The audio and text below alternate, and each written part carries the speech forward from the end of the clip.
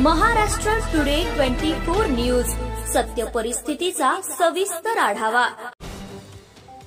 सरन्यायाधीश गवई यांच्यावर हल्ला करणाऱ्या राकेश किशोर यांच्यावर देशद्रोहाचा गुन्हा दाखल करा, आरपीआयची मागणी।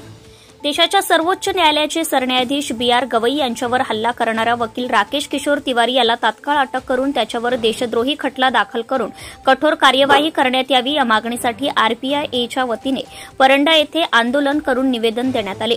यावेळी संजय कुमार बनसोडे यांच्या नेतृत्वात मोर्चा काढण्यात आला।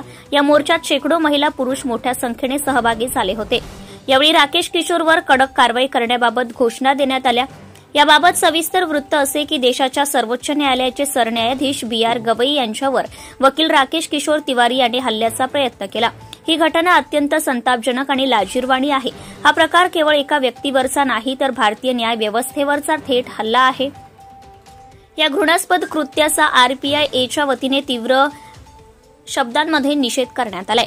महामानव डॉक्टर बाबासाहेब आंबेडकर यांनी या देशाला हजारो वर्षांच्या मनुवादी वर्णवर्चस्ववादी व्यवस्थेतून मुक्त केले, परंतु आजही काही विषमतावादी प्रवृत्ती समाजात जिवंत आहेत।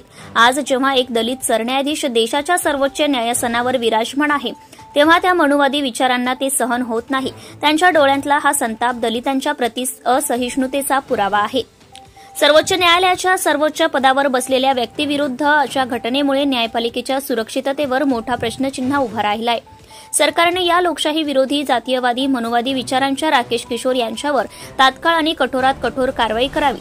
सदरील आरोपीवर कार्यवाही न झाल्यास रिपब्लिकन पार्टी ऑफ इंडिया यांच्या वतीने तीव्र स्वरूपाचे आंदोलन करण्याचा इशारा आरपीआयचे प्रदेश सचिव संजय कुमार बनसोडे यांनी दिला आहे।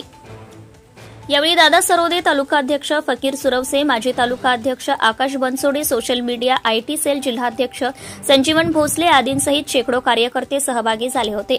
महाराष्ट्र टुडे मराठीसाठी bureau report Sameer Owhal, Paranda, Dharashiv. Subscribe now and press the bell icon. Never miss an update.